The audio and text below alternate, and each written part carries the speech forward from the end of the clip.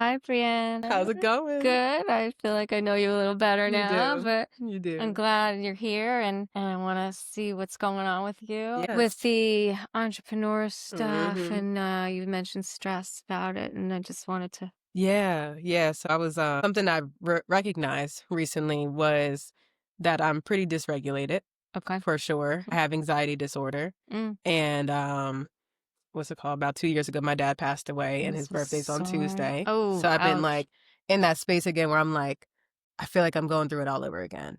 And how do I regulate myself? Because I know I'm not watching someone die again. You know what I'm Yeah. saying? But I did watch him pass. He passed away on FaceTime when he did pass. I'm So so that was tough. So I'm starting to feel those feelings again.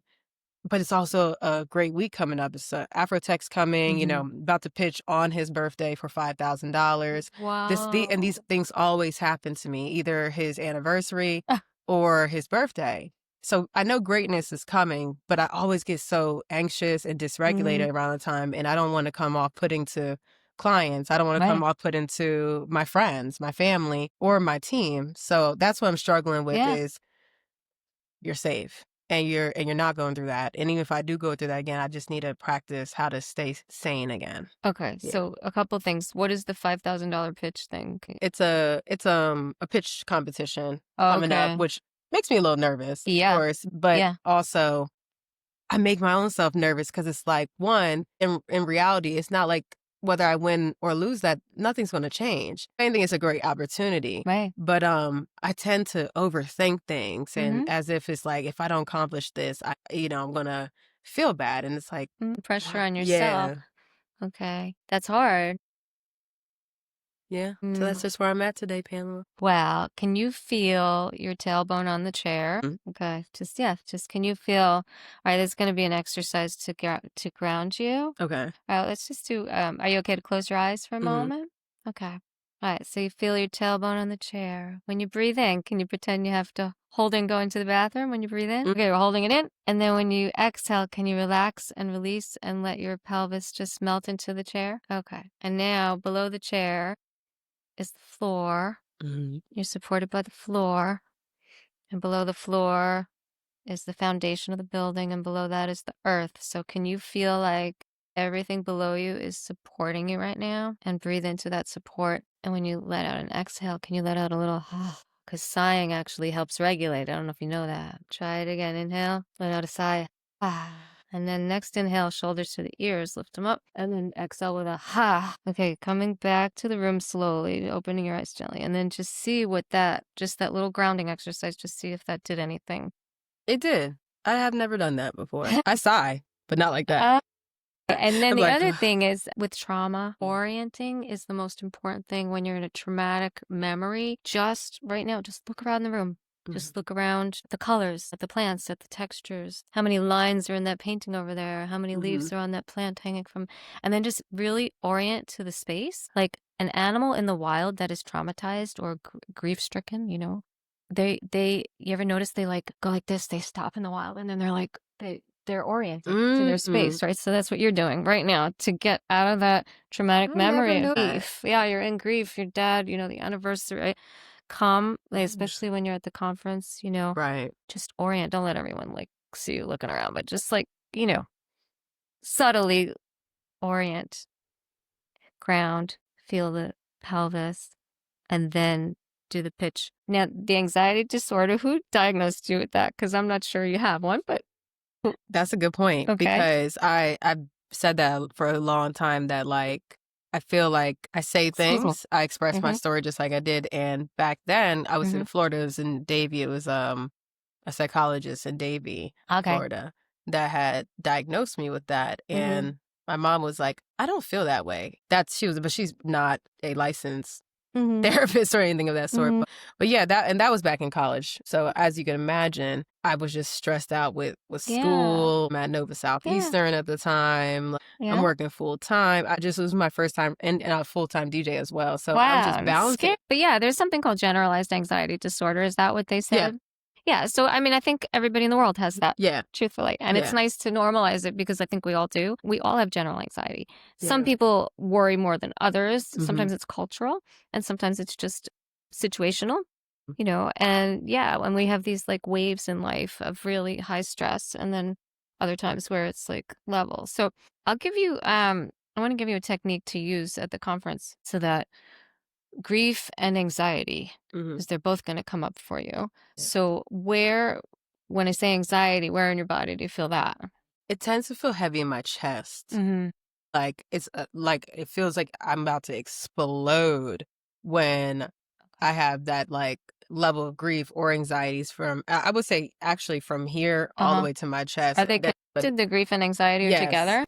Yeah. Wow. Yeah, definitely. When I feel the grief, because the grief is not a common feeling. It's typically on these dates where it's like either his birthday is coming up or his anniversary, which is in June anyways. So yeah, that's typically October and June are typically, which I'm going to stop saying that they're my hard months because that's me putting it out there that my month's going to be hard. I stopped saying that this month and my month was actually much easier, but it's typically hard for me in those months. And that's where I start feeling really irregulated. Yeah.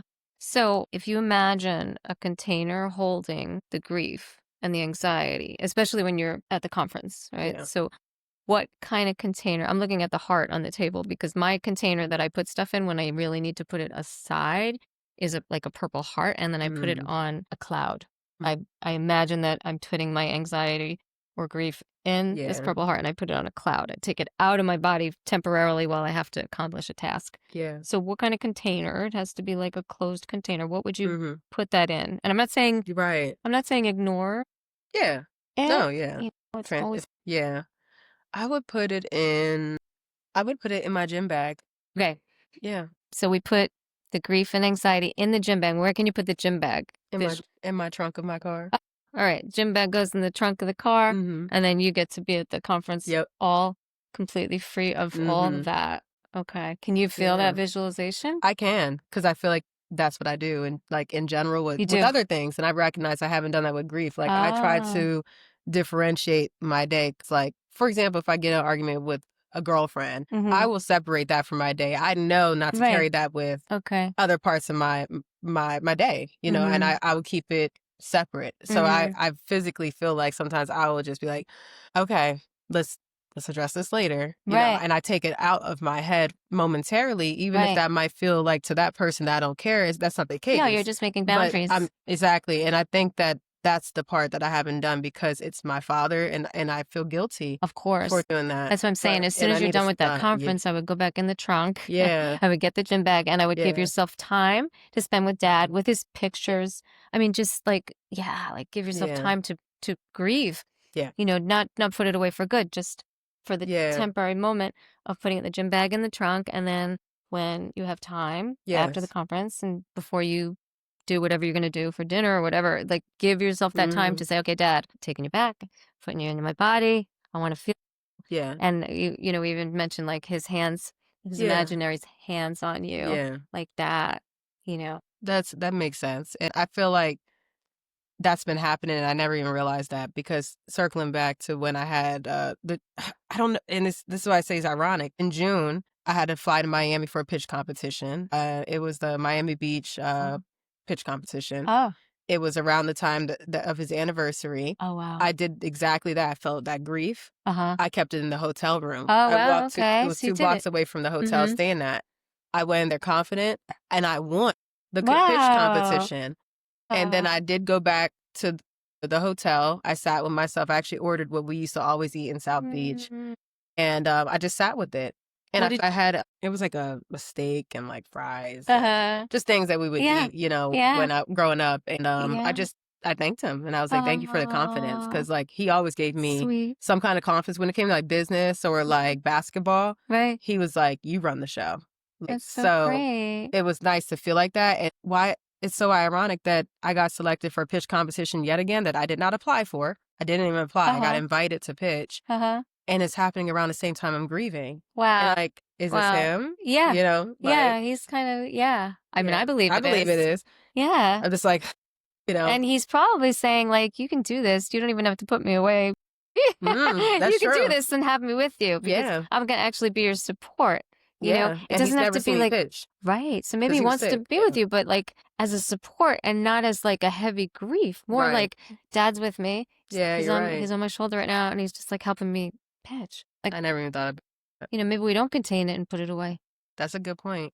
Because I do feel like that's why he keeps bothering me. I keep Ah. telling him, I'm like, what are you No, it'd be doing? so interesting and even if it comes up and there's a sadness in your pitch, like it just brings character to Yeah, you, it you does. know? I mean, in your pitch, I don't know, like what if you even called it out and said, you know, it's the anniversary of my dad, you Yeah, know, and here I am with you and I'm like I feel he's with me and, you know, yeah. with all of It's you story and pitching is storytelling. That so people that, if you yeah. brought that in and not put him away, I probably will. you Because haven't done it's that 7 minutes, so I have time. That's the and good you thing. haven't done that yet. No, because typically they're either 1 minute or three So you have minutes. 7 minutes to say, okay, dad's, you know, what, anniversary or Yeah, birthday. His birthday? birthday, yeah. Yeah. Yeah, Mm, he would be turning, wow, 67. wow. He'll be turning 67 on Mm, Wednesday. That is yeah. interesting because partially our story is the reason why I started Gem Social. You know, both of my parents never had the confidence in starting a business and Mm, turning that business into revenue, paying right. customers. So, Right. because they didn't understand how to get it out there. Mm-hmm. And my platform is all about helping people not just launch their business, but get customers and how. Right. A lot of the times, it's typically because they don't know how to leverage creators. A lot of Right. the times it's also because they just don't know how to make content, Right. so Mm-hmm. it's always good to differentiate the two and help my clients and customers, right? But it all started with our household because we had to pretty much just have the mindset that the only way that you're going to succeed is by getting a degree, going to the military, or just going into a general career. But I stood out and said, no, I think it's much better than that. I don't think that I need to limit myself to only getting my education and go work for somebody else because the person I'm working for took that extra step and believed in themselves. Right. Right. So Right. I'm the first in my family to really not have a business, but a successful one. Wow, that's So it's great. nice to have him here. That's Yeah, so great. Yeah. I feel like your dad wants to be there with you. I do too. Uh, Glad that you gave me a different perspective that I'm gonna, Let's see. I yeah, mean, if it yeah, becomes too much yeah, when you're yeah, presenting, then you do the container then. And you say, okay, right. dad, love you, but you got to go in the gym bag, got to go in the Yeah. trunk right now. Love you, but I don't want to break down and cry here. But Yeah. yeah, like maybe that won't happen. And maybe it'll just be even better because it just brings out your character and that you've been through stuff and Yeah. people can relate to that. And the relatability is real. So Mm. I think that even with my own content journey as a founder, that's something I need to lean more in on is that because I've recognized that I have been separating him more than I need to. So I Yeah. appreciate that. Oh, Thank it's okay. you. Thanks for Oh, being here and thanks for having me. yeah, And absolutely. 'Cause I it's think been that great. a lot of people suffer from grief, whether it's We all, oh parents, my gosh, even if family, you've lost a friends, pet, I mean, pets. that's Yes. like your child. Yeah. It's Yeah. rough. So that's good to know Mhm. for even people that will listen to this that, that There's was a way to deal there's with a way it. to deal with that. Yeah. And And it's with yeah, you, and it's okay if it's with you, and you don't have yeah, to hide from it. yeah. Yeah. That made me feel good. That Okay, made me feel good. more confident, honestly, going into this week. All right. Yeah. Awesome. Awesome. Awesome. Thank you so much. Thank you. Yeah. It's awesome. Thank you. Yeah. Thank you for real. Because, like, wow, good points. You're excellent. Honestly, Thank you. Thank you. sheesh. Are you licensed in Texas yet? I could be. Absolutely amazing out here. Thank you.